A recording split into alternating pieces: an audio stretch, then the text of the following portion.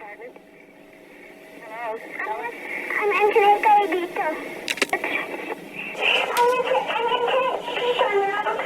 Okay, whereabouts in Albuquerque? Who said you could use a phone? Hello? Antoinette, where are you? Antoinette? Hello?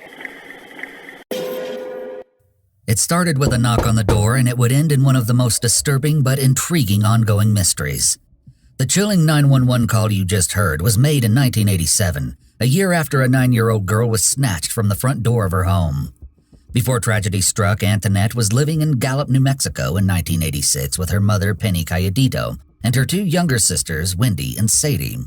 Though Antoinette was only in the 4th grade, by all accounts she was wise beyond her years and exceedingly kind. The fact that her mother was a single mom may have been one reason she acted a bit older than her actual age, at least in the way she took on more adult responsibilities. At only 6 years old, Antoinette was helping to care for her younger siblings, cooking for them, cleaning the house, and ironing their clothes. Her youngest sister would later say that even though she was a child herself, Antoinette was like their mommy. It was this sense of responsibility that would be Antoinette's downfall. Penny left her children at home with a babysitter on April 6, 1986, so that she could go visit with some friends. By the time she returned to the apartment around midnight, her children were fast asleep. She checked on each of them, but she had no idea that the danger would arrive later in the night.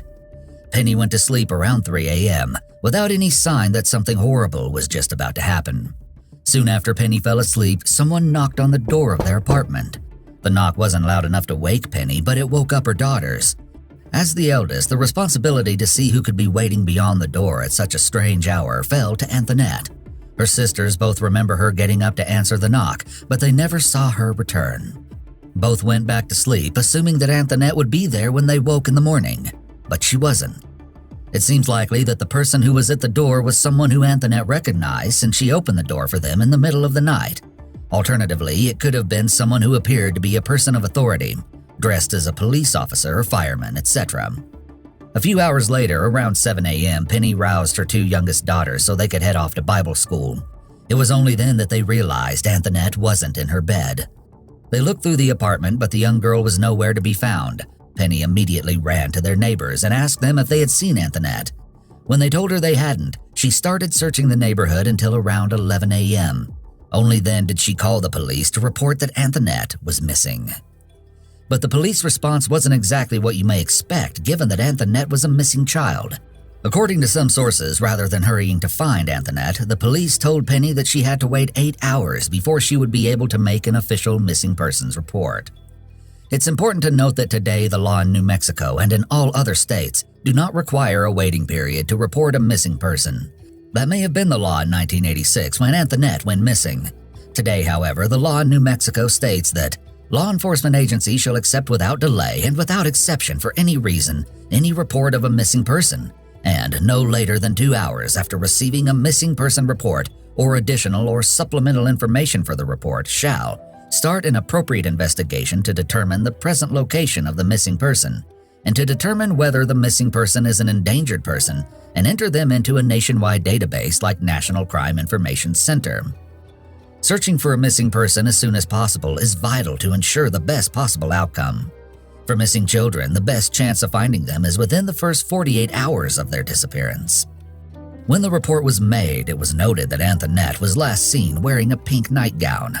She had other distinguishing features as being from Navajo and Italian descent. Her glasses, freckles, pierced ears, a scar on her knee, a scar on her lip, and she was wearing a silver chain with a small turquoise cross pendant. When the official investigation began, the police discovered that a neighbor had noticed an older brown truck with a New Mexico license plate just outside the Calladito household sometime between 6:30 and 7 a.m., the morning Antoinette went missing. This wasn't necessarily noteworthy, except that the neighbor claimed they saw a man exit the truck and head towards the house. However, the neighbor couldn't say if the man went inside or gave a description of what he looked like. Plus, Antoinette had likely been missing for a few hours by the time this suspicious man was spotted.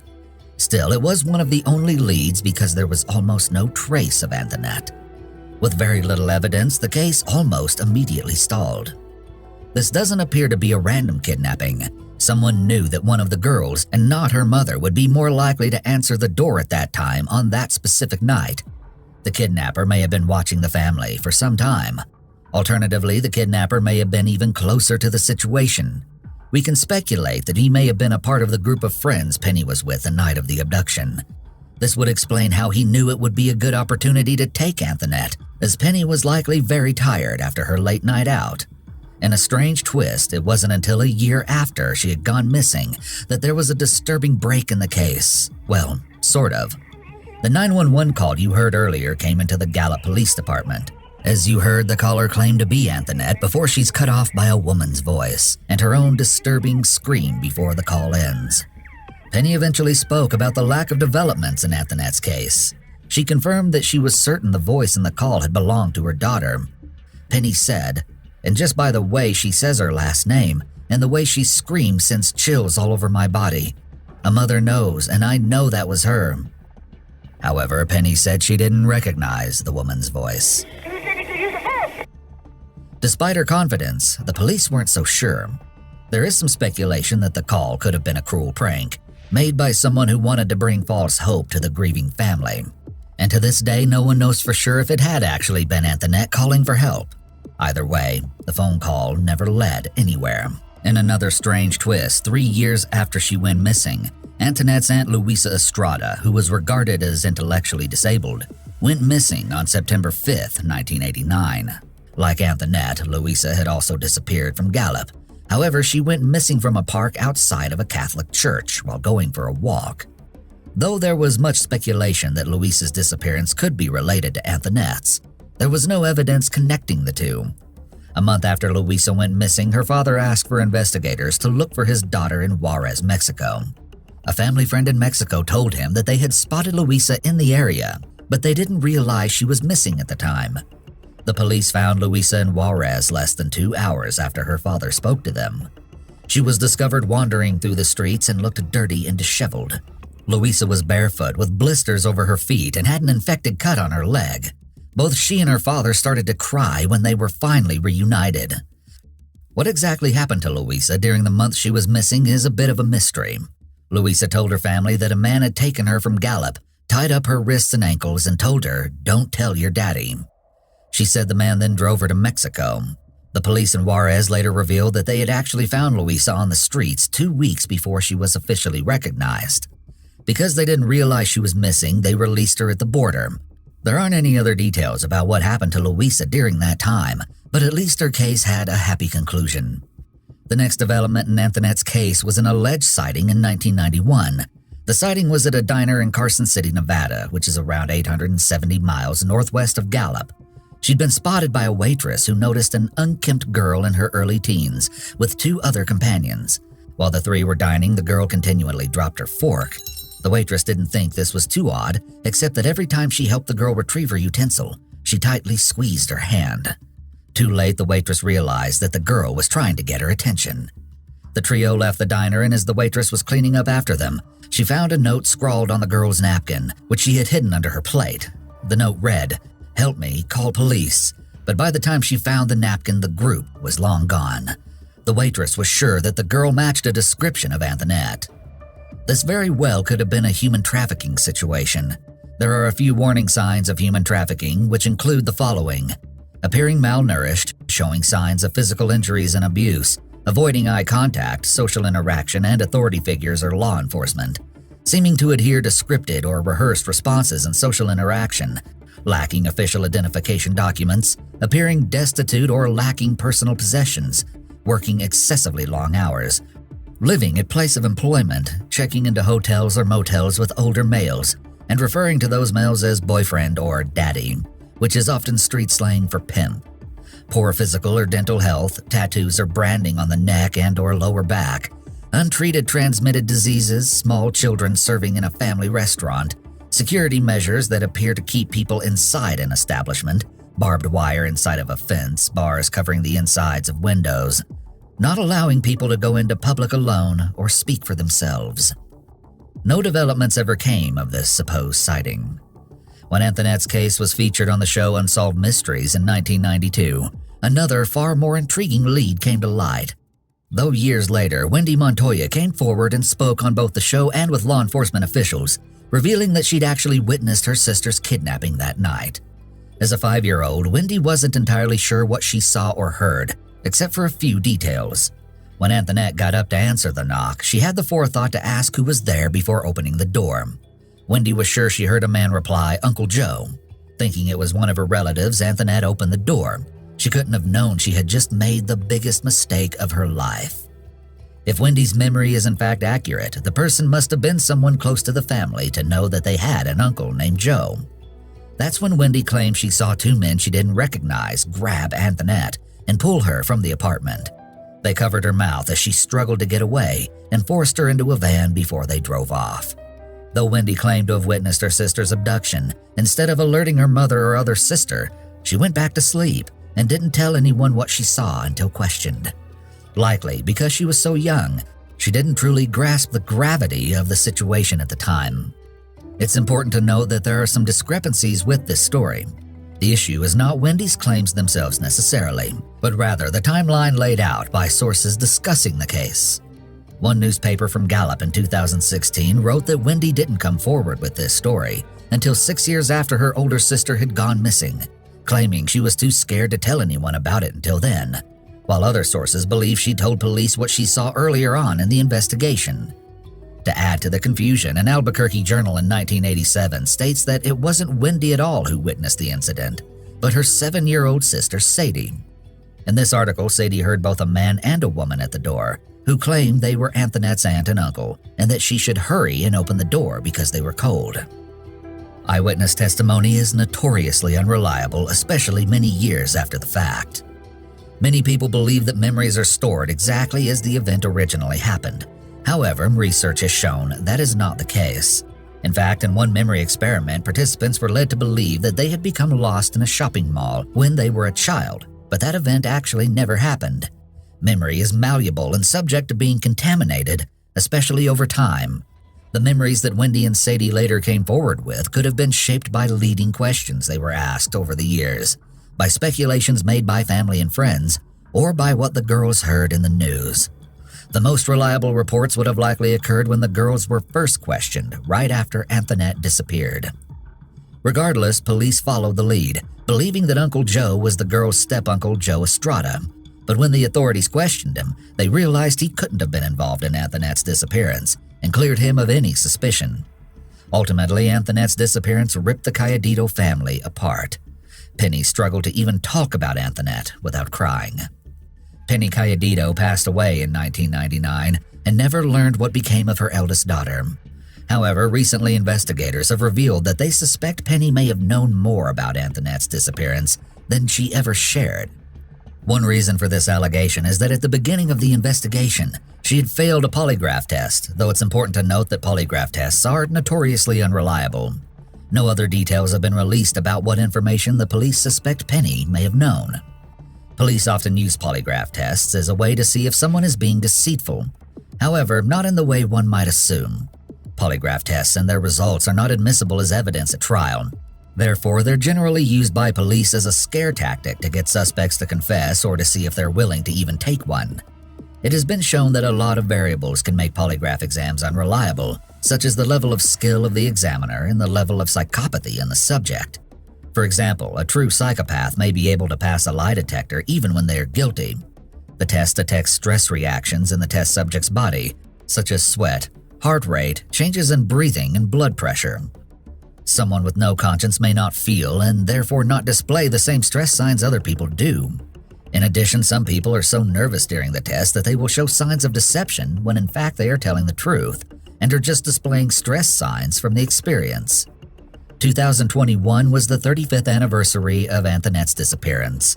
To this day, there have never been any solid leads or developments in Antoinette's case, and police believe that she is likely deceased, making it all the more tragic. But because of the alleged sighting, there are theories that Antoinette is a victim of human trafficking. I can't help but wonder if she managed to make that disturbing 911 call all those years ago. If maybe there is still a chance she's out there somewhere. To this day, her case remains open. Alright, let's move on to today's second case, which is one that is truly twisted and has far more questions than answers. During the very early hours of September 24, 2005, 17-year-old Philip Ho Sing Sit in Toronto, Canada, left home to meet up with his friends. It isn't known for sure which of his friends he headed out to see, and as you'll understand in a minute, this could be a very important piece of evidence. When he didn't make it back home, his family reported him missing. From the very beginning, his case hit dead end after dead end. It wasn't until almost a year after Sit went missing, on August 8, 2006, that there was any development. But it wasn't the outcome anyone was hoping for. Sit's skeletal remains were found in a forested area in the York region, about 31 miles from his house in Scarborough. The police have revealed that Sit's death was the result of a homicide, but they never publicly released the exact manner. The tragic end of Sit's case took a very peculiar turn only a few days after his body was found. On August 14th, less than a week after Sit was confirmed dead, 3 of his friends all independently headed out from their homes in Toronto. None of them ever returned. 17-year-old Yiwa Eve Ho left her downtown home to meet up with a friend at the Eaton Center. When she failed to arrive, her worried friend reported that she was missing. This friend had been talking to Ho just before she vanished and said that she never mentioned any concerns to her. She was the last person who ever spoke to Ho. On that same day, Ho's boyfriend, 17-year-old Jackie Lee, left his apartment in Scarborough to go to work. His mother was the last person who saw him. Everything seemed perfectly normal, and she even spoke to him on the phone later in the day. He never said anything to indicate that something was wrong. Yet, that was the last time anyone heard from him. Finally, also on the 14th, 18-year-old Kevin Lim, a friend of both Sit, Lee, and Ho, told his grandmother that he was just quickly heading out from his Scarborough home to buy a drink. No one saw him again. All 3 friends vanished. But they didn't just disappear, they seemed to have completely fallen off the face of the earth. From the moment that all 3 went missing, their cell phone records, bank records, and online communication all stopped at once. This was especially odd because investigators believe that both Lee and Ho had their phones with them when they went missing. As well, Lee probably had some cash with him, but nothing substantial, while Lim didn't have either his phone or wallet on him. As 3 individual missing persons cases launched, investigators quickly realized that the friends knew one another, and the police believed that the cases could be related. The 3 teens became known as the Toronto Trio. What is possibly the weirdest part of this case is that no one is sure if the friends met up before they went missing and vanished together, or if they all went missing individually but on the same day and around the same time. From the circumstances that each left their homes, it seems likely that they weren't together when they vanished from different parts of the city. But the real question is, how are these 3 disappearances related to Sit's death? It can't be a coincidence that just days after his body was found, 3 of his friends went missing. Well, any connection isn't clear. Police suspect the foul play may be involved in the 3 teens' disappearances because little else can explain how none of them left any trace behind. But there is another possibility, though it is especially strange considering the circumstances of each disappearance. The police have considered that there is a chance the 3 went on the run and have been in hiding all this time. Why, you may be wondering. A few theories are that the friends witnessed Sit's death, and when his body was discovered, they realized they could become a target themselves and decided to go into hiding. However, it seems unlikely that teenagers would be able to leave no trace behind without a lot of help. Along this same line of thought, some people suspect that they may have feared getting in trouble with the police if they knew something about what happened to Sit, or that they could have even been involved. Despite this, the police have never considered the 3 as suspects in Sit's death, though they did want to talk to them because they believe that they may have had information about what happened to him. One fact that puts a damper on the speculations that the Toronto Trio was hiding out somewhere is that Ho didn't have a passport at the time she disappeared, so she wouldn't have been able to get too far without encountering some serious obstacles. As well, none of the 3 were exactly prepared for a life on the run when they left their homes to meet up with friends or go to work. It seems likely that the disappearance of the Toronto Trio is related to the murder of their friend Sit, based on the fact that they went missing less than a week after his body was found. However, it seems somewhat unlikely that the trio went on the run together. There would have been some kind of paper trail, withdrawing large amounts of money, coordinating plans, etc. They likely would have needed help from an outside source if they did go on the run together. It also seems unlikely that all 3 of them would have been okay with leaving behind their family and friends, with no attempts to contact them over the years. The person responsible for their disappearance may have been attempting to stop them from coming forward with information they may have had about Sid's death. Another possible scenario to consider is that the trio was involved in a double murder, with one of the members of the trio taking their own life after silencing the other two. Still, with no real evidence, all there is speculation. One officer looking into the case has said, "We have absolutely no leads on this case at all." And that's exactly how this case still remains to this day. On that disheartening note, we've made it to today's final case, and it is the most twisted of them all. It was like any other day when Jim Pitson dropped his son, 6-year-old Timothy, off at school in Aurora, Illinois for his kindergarten class on May 11th, 2011. But without Jim's knowledge, Timothy's mother, Amy Fry Pitson, arrived at the school soon after he had left and took him out of class, saying there was a family emergency. But there was no family emergency. Instead, the two headed off to complete some errands, including dropping off Amy's vehicle at a repair shop, after which they had one of the employees take them to the Brookfield Zoo. The mother and son spent much of the day walking around the zoo together, which might sound like a pleasant afternoon, but it was all going to take a turn for the worse. By 3 p.m. that afternoon, Amy and Timothy were back at the repair shop picking up the car. Instead of going home, though, they headed to Gurney, where they stayed the night at the Key Lime Cove Resort. Jim, on the other hand, had no idea where his wife or son had gone, because no one told him that Amy had taken Timothy, likely assuming the father knew he had gone to the school to pick him up after class. It was only then that he realized Timothy wasn't there. Frightened, Jim began trying to find them. He called Amy's phone over and over, but she never answered. He didn't know where to start looking. Around the time this incident occurred, the couple's relationship was a bit rocky. Amy occasionally had bouts of depression, which she took medication for, and she had recently been considering a divorce from Jim, but still her actions seemed to come out of nowhere. It would be important that Amy was taking her depression medication as prescribed. If she regularly missed doses, took it sporadically, or suddenly stopped taking it altogether, it could dramatically affect her mood and increase her risk of self-harm. While Jim was panicking, Amy and Timothy were still on the move and ended up in Wisconsin Dells, Wisconsin, where they stayed at the Kalahari Resort. On May 13th, 2 days after he was taken from the school, Timothy was seen on security footage for the last time at 10 a.m. Amy, on the other hand, was making calls. Around 1:30 in the afternoon, she called a few of her family members, where she reassured them that both she and Timothy were fine and said they weren't in any trouble. She didn't call Jim. Timothy's voice was heard in the background of one of these calls, saying that he was hungry. From the sound of his voice, it seemed like everything was okay, yet no one heard from him again. Amy went to great lengths to make sure that Jim couldn't find them, from withdrawing Timothy from school unexpectedly to staying at one resort for a single night before moving on to another resort. She wanted to make sure that he would not catch up with them. It's also noteworthy that Jim didn't receive one of the multiple phone calls she made to family. Amy felt like she was in control of the situation. She had Timothy and she was calling all the shots. Perhaps she felt like she could control her family's reaction with reassurances, but she knew that she wouldn't be able to control Jim's reaction about his son being taken. That night, Amy was spotted in Winnebago, Illinois at a family dollar store. Timothy wasn't with her, but Amy bought some stationery and left. She also stopped by a grocery store before she checked into the Rockford Inn in Rockford, Illinois that night. The next day, May 14th, Amy's body was found by the inn's employees.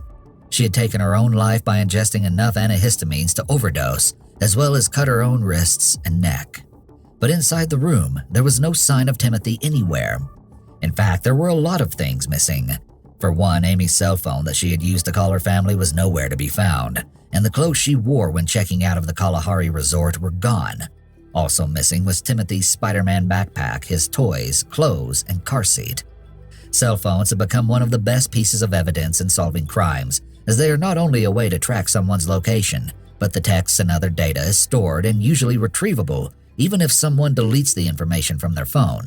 Police and prosecutors often subpoena cell phone records to put together a timeline of events and to obtain other vital evidence.